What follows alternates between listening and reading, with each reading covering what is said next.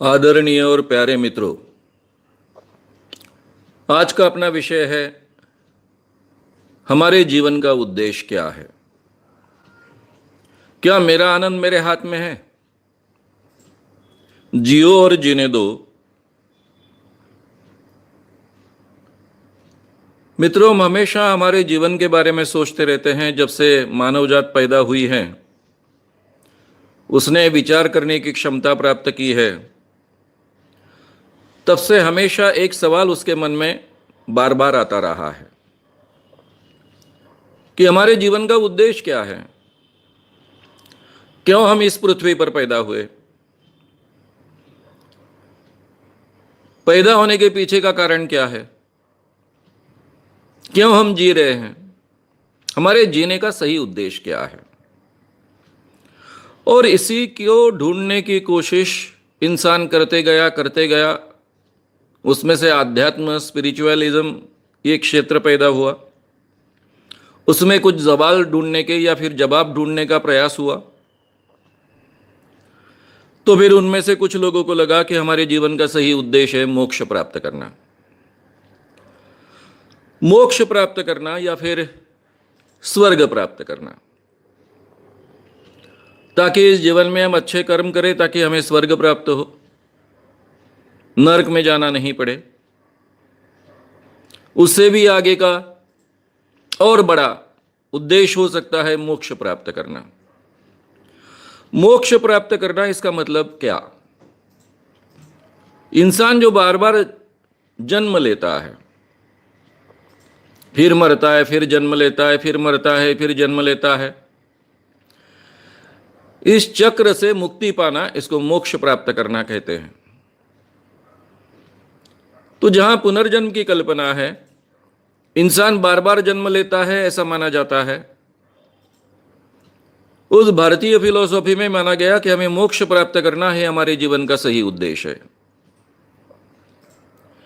जो लोग पुनर्जन्म नहीं मानते, उन्होंने ये माना कि हमें स्वर्ग प्राप्त करना है, हमारे जीवन का सही उद्देश्य है। ज्ञान बढ़ते गया, विज्ञान का ज्ञान बढ़ते गया। जब इंसान को बहुत ज्यादा जानकारी पृथ्वी की नहीं थी, तब उसने स्वर्ग, पाताल, नरक ये कल्पना की थी।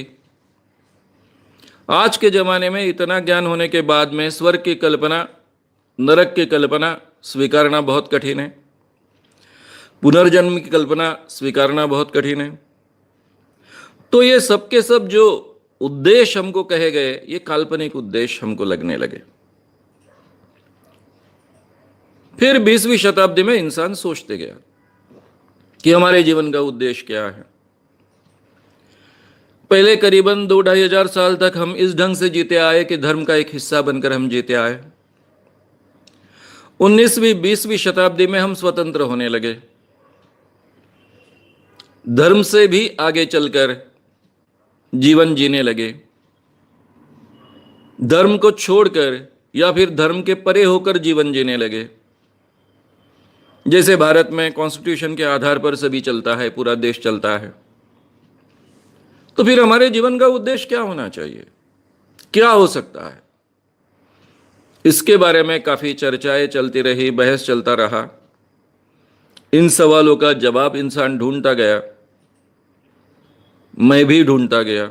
हर विचार करने वाला व्यक्ति ये सोचता है कि हमारे जीवन का उद्देश्य क्या है, मानव जाति के जीवन का भी उद्देश्य क्या है, और मेरे इंडिविजुअल जीवन का भी उद्देश्य क्या है।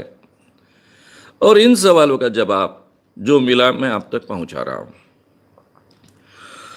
मित्रों, मैं इतना ही कहूंगा कि ये जो जवाब मैं आपके सामने पहुंचा रहा हूं, आपके साथ में शेयर कर रहा हूं, ये व्याख्यान बहुत ही महत्व का है। बार बार सुनना चाहिए, इस ढंग का एक व्याख्यान होगा। अभी तो हम स्वर्ग नरक पर भी विश्वास नहीं कर सकते, न मोक्ष प्राप्ति पर विश्वास कर सकते हैं। मोक्ष किसे प्राप्त होगा? आत्मा को प्राप्त होगा। और जब हमें पता चलता है कि आत्मा ही नहीं होता है, तो मोक्ष वगैरह ये सब कल्पनाएं हम स्वीकार नहीं सकते। तो फिर हमारे जीवन का सही उद्देश्य क्या है? क्यों हमें इंसान को